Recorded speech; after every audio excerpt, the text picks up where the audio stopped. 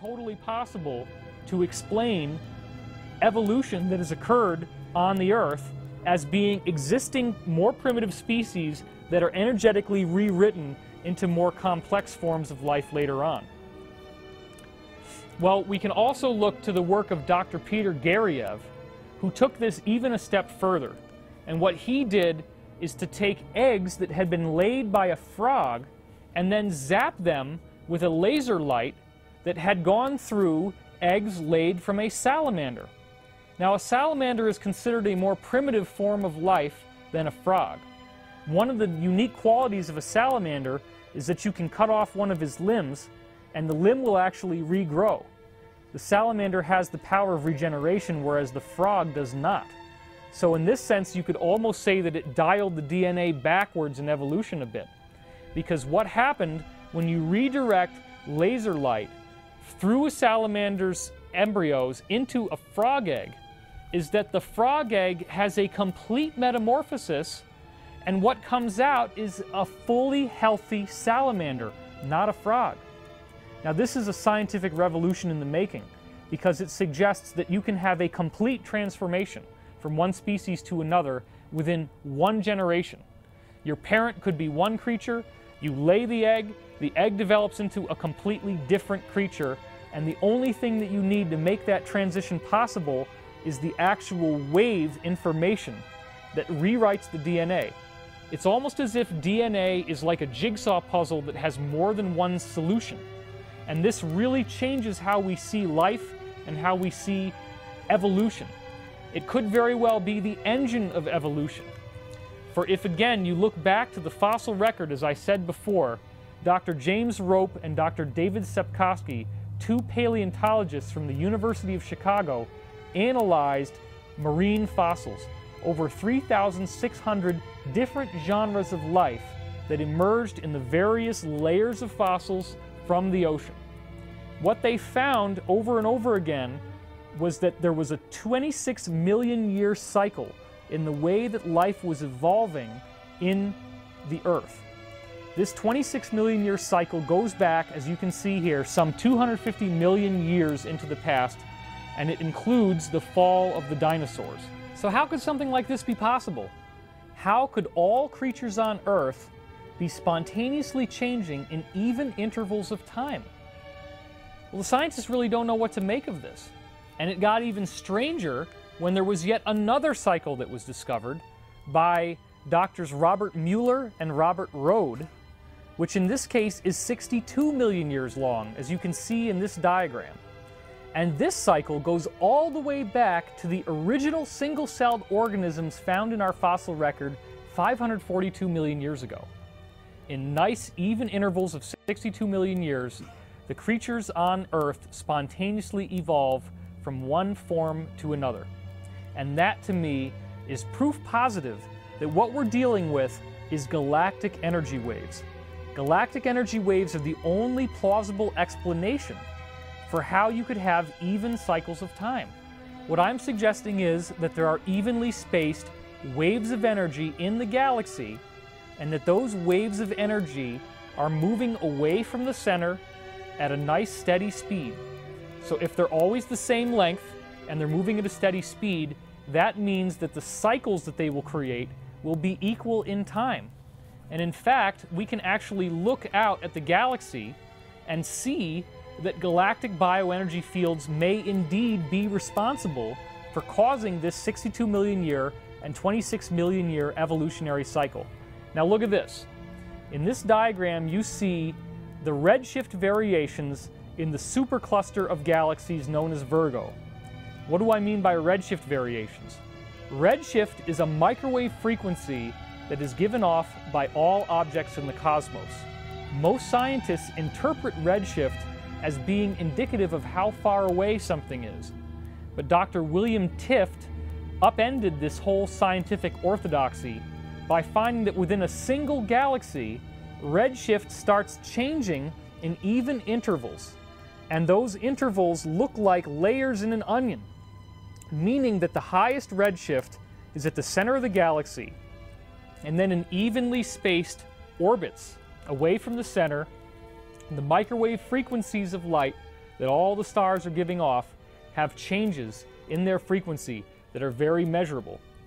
Now, you can see it in this image from the Virgo cluster, and you can also see it in this next image, which is taken from other areas in the Virgo cluster. Dr. Tift's studies have looked at hundreds and hundreds of galaxies. Between him and other graduate students who have investigated this, they have yet to find a single galaxy that does not have these striations within it, where you see varying microwave frequencies. I then direct your attention to the work of Dr. Harold Aspdin, a scientist who on his website, energyscience.co.uk, has fundamentally rewritten the basic laws of electromagnetism by going back to Maxwell's original equations and then extrapolating off of them. He shows you every step. It's straightforward. Any scientist can follow it. What's so interesting is that as he looked at Maxwell's equations, he found that this quantum medium, if you will, the background energy that all matter is made of, would have certain thicknesses, or densities as it also is called. These densities, in turn, can be calculated with equations that Dr. Aspdin has discovered and published freely on his website. You can crank out the microwave frequencies that each density in the quantum medium will give off. That means that even though you can't directly see these energies in the quantum medium, they give off light signatures. They give off microwave signatures. Well, this is what's so fascinating, because when Dr. Aspdin went back and looked at Dr. William Tift's microwave frequencies of redshift that he found in galaxies, those frequencies in the little striations that you see in the galaxy, shaped like an onion, are identical to the variables that Dr. Aspdin's equations cranked out. That means that we have a theoretical foundation that was built first that says that the quantum medium has different levels of density, different planes of existence, if you will, where the basic qualities of matter and energy might even change. And he found that they really do exist in these waves in the galaxy. So we already know that the waves are there. They have been observed in every galaxy that has ever been looked at, well over 200 of them so far. They have been calculated theoretically. We have the equations. And now we're seeing that our solar system is undergoing climate change, and that climate change seems to be due to this expanding ripple of energy that's coming into the solar system. Well, that expanding ripple of energy could be coming from a wave that emanates from the galactic center. And they encoded this secret into all these different mythologies. The secret is this: a 25,000-year cycle in the Earth's orbit, which is called the precession of the equinoxes. Why would they do that? Why would they keep telling us the same message over and over again? Well, first of all, let's examine how that message came in. It was two notable historians in the 1960s, Giorgio de Santillana and Herta von Deschend, came up with this amazing work called Hamlet's Mill. And what you see on this book cover is the Earth at the bottom with a tree coming out of it. That's often called in the ancient myths the world tree. Now, Graham Hancock believes that he's one of many that illustrate what these Santillana and von Deschend's scholarship concluded, which is that certain archaic myths from all over the world were co-opted, no other world will really do, to serve as vehicles for a body of complex technical data concerning the precession of the equinoxes. This includes everything from exact numbers to colors, all sorts of different ways they did this, but they did it over and over again.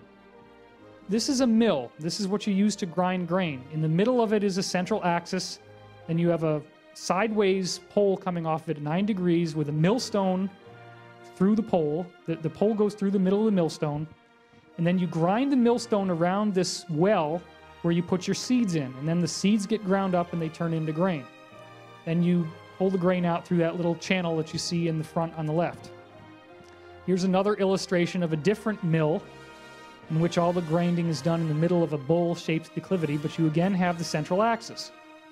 Now, in these ancient myths, what they keep having is the idea that this central axis of the corn mill breaks, and that the whole mill breaks down, but that in the aftermath, there is this golden age that's created.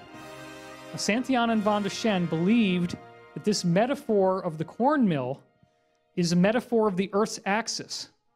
That as the miller is going around and grinding, it's the equivalent of the Earth's axis spinning in this 26,000-year cycle. And then these myths also have all the numbers of the precession, all the exact technical data is there. So Santayana and Von Deschen conclude the original Amlodi, as his name was in Icelandic legend, which became Hamlet, is an elusive carrier of fate who must yield once his mission is accomplished and sink once more into concealment in the depths of time to which he belongs. He is the Lord of the Golden Age, the once and future king. Well, that's pretty darn interesting. Hamlet is the Lord of the Golden Age. This hero that shows up in all these ancient myths, the breakdown of the mill, corresponds to the coming Golden Age. They track this myth, this is a quote from the book, from the Northland to Rome, Finland, Iran, India, and Polynesian island legends, and the image stands for an astronomical process, the shifting of the sun through the signs of the zodiac, each of which is 2,160 years, adds up to 25,920 years together. So, each age brings a world era, a twilight of the gods. Great structures collapse, pillars topple, which supported the great fabric. Floods and cataclysms herald the shaping of a new world. And that's obviously happening to us now. As we follow the clues, stars, numbers, colors, plants, forms, verse, structures, a huge framework of connections is revealed at many levels. This is a true edifice, something like a mathematical matrix, a world image that fits many levels, all of it kept in order by strict measure. So Graham Hancock did all this research tying together Hamlet's Mill, and his conclusion was, it's not some quantum physics thing like the Jungian collective unconscious. It's actually a deliberate effort made by the gods who were contacting every culture, who looked human, maybe a little bit different, and then gave us this amazing information. And they always told us about the Earth's axis, this wobbling cycle, that it ends at a certain time, which is the end of the Mayan calendar, the year 2012, and that it ushers in a golden age.